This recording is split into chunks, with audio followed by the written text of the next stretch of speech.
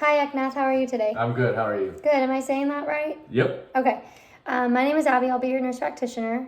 I just want to confirm a few things before we get started. You are 42 years old, correct? Yep. Okay. And then I see in your intake form that you prefer the pronouns he and him, right? That's I just want to correct, make sure yeah. I'm addressing you properly. Okay. Great. Okay. What brings you in today? Yeah, so lately I've just been feeling kind of down and I feel like I don't really have much of an appetite and I'm not sleeping as well as I would like to and just really not being able to focus. Okay. I'm sorry to hear that. How long has that been going on?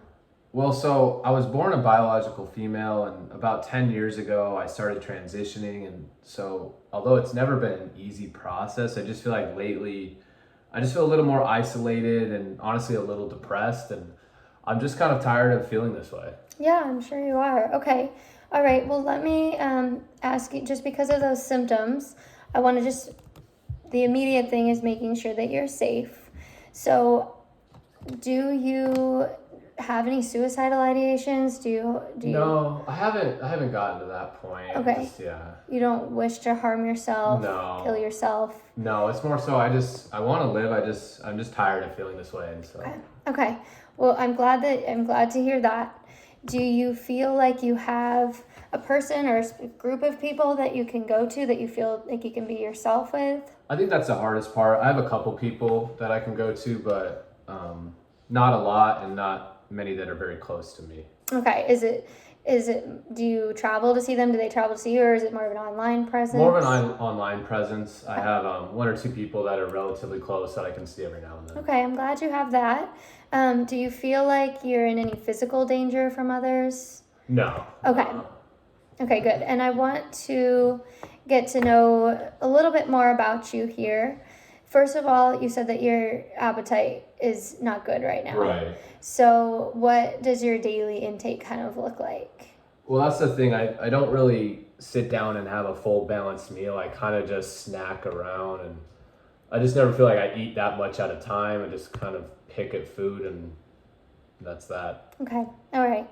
Well, I really hope I can help you today. I have some, I think, good resources for you. Okay. Let me just get to know you a little more. What kind of schooling do you have? Like, what's your highest level of education? Yes, I have my bachelor's degree. I went to school and studied education and became an art teacher. Okay, great. Are you still working right now? Yeah. Okay, you're still an art teacher? Yeah. Okay. And do you feel like you have stable housing? Yep, I own my house. Okay, good. Yeah. Do you ever worry that you're not going to be able to pay the mortgage? No. Okay. Do you ever wonder where your next meal is going to come from? No. Okay, good. Do you feel like, and you being here today might answer this, but do you feel like you have access to good health care? Like you have the transportation to get there, you know who to go to, you can afford it? Yeah, I get that through my work. Okay, good. And do you get like mental health employee assistance benefits from work too? You know, I haven't looked much into that. I Okay. think there is a program, but I haven't really looked into it. Okay. And then as far as your neighborhood, I know you said you don't feel like you're in any physical danger. Do you feel relatively safe in your neighborhood? Yeah, it's a normal, small town neighborhood, nothing special, but I don't feel in danger there. Okay, good. You just kind of feel a little isolated. Yeah. Okay. All right. Well, I want to ask about physical health as well before we get more into that, just to make sure that you're keeping up with your screenings. So, have you ever had any procedures to alter any organs or body parts?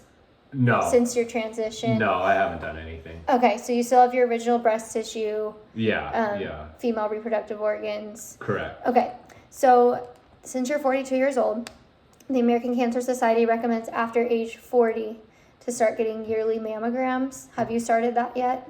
No. Okay. Have you ever had a pap smear on your cervix? Oh man, it's been a long time, probably like 5 or 6 years ago. Okay, Yeah. So based on recommendations, it's going to be time to do both of those. So if you don't mind, I'd like to send you with a mammogram order just to get a breast cancer screening and also schedule an appointment for a pap smear. I think that's smart. And yeah. an HPV test Sounds to just test your risk for cervical cancer. And I want to ask you too, have you ever been diagnosed with a mental health disorder like depression, anxiety, bipolar, PTSD? I haven't, no, but it's been a while since I even went to the doctor and Okay. even talked to anybody about it. Okay, and then how about coping mechanisms? Do you have any substance abuse? Like how much do you drink alcohol and how much would you drink a So week? I do, but it's nothing. I think it's pretty normal. Just a couple days a week, I'll have some drinks. I do smoke some cigarettes occasionally when I'm drinking, but it's not an everyday thing for me. Okay. Either or, cigarettes or alcohol, but I'd say a couple times a week. Okay, do you use illicit drugs at all? No. Okay, good. And then any other coping mechanisms, hobbies, exercise? Do you exercise? Or? That's the thing. I just feel really drained. I feel like I don't really have energy to do anything outside of work, and Okay. yeah. Okay. Let me see here. I want to ask you some questions about your symptoms here because it's seeming like you're showing some signs of depression. So I just want to follow up on that a little bit. This first scale is from the World Health Organization. So Okay. it's called the WHO Disability Assessment Schedule 2.0. So just for the sake of time for this video, I won't ask him every question, but there's 36 questions on this particular survey. I'll just ask him a few from each category. So in the last 30 days, I want you to answer these questions with none, mild, moderate, severe, or extreme. Okay. So in the past 30 days, how much difficulty did you have in concentrating on something for 10 minutes? I would say moderate. My brain's kind of scattered. Okay. Remembering to do important things? Mild. Okay. Learning a new task? Moderate. Okay. Do you feel like kind of a lack of motivation for learning new things right now? Yeah. Okay. Starting and maintaining conversation? Probably moderate. I tend to keep to myself and don't really put myself out there. Okay. And then as far as physical aspects, how about standing for long periods of time? I would say mild. Okay. Moving around inside your house? Yeah, pretty mild. Going from standing to sitting, sitting to standing? Mild. Okay.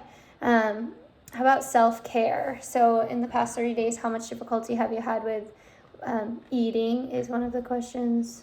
Yeah, I would say that's creeping up towards severe. Like I said, I feel like I'm not eating enough balanced meals. I just kind of snack around, and even that's pretty minimal. Okay, and staying by yourself? Yeah, I keep to myself. I don't really like to talk to anybody Okay, so that one's probably around the severe yeah, category. Yeah. Okay, making new friends. Right. These are kind of the same things that they're getting at. How about taking care of household responsibilities? Probably mild. I do what I have to do, but nothing really extra. I don't. Yeah. Okay. In the past 30 days, how much difficulty did you have in your day-to-day work life?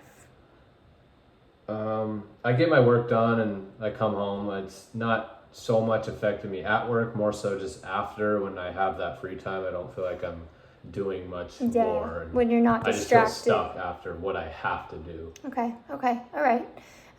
There's another survey I'd like to go over with you called the PHQ-9. It helps detect depressive symptoms. Okay.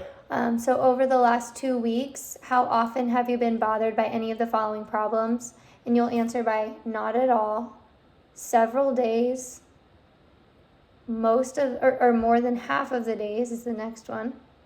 Okay. Or every day. Okay. So in the sake of time, again, I'm just going to ask him a few questions from the survey. In real life, we would do the entire thing. How about little interest or pleasure in doing things? Probably more than half. Okay. Yeah. Feeling down, depressed, or hopeless? Probably several days. Some days are better than the others, but Trouble falling or staying asleep, or sleeping too much? more than half. Feeling bad about yourself, like you're a failure or have let yourself or your family down? More than half. Okay. So I would also perform the mental status exam on this patient.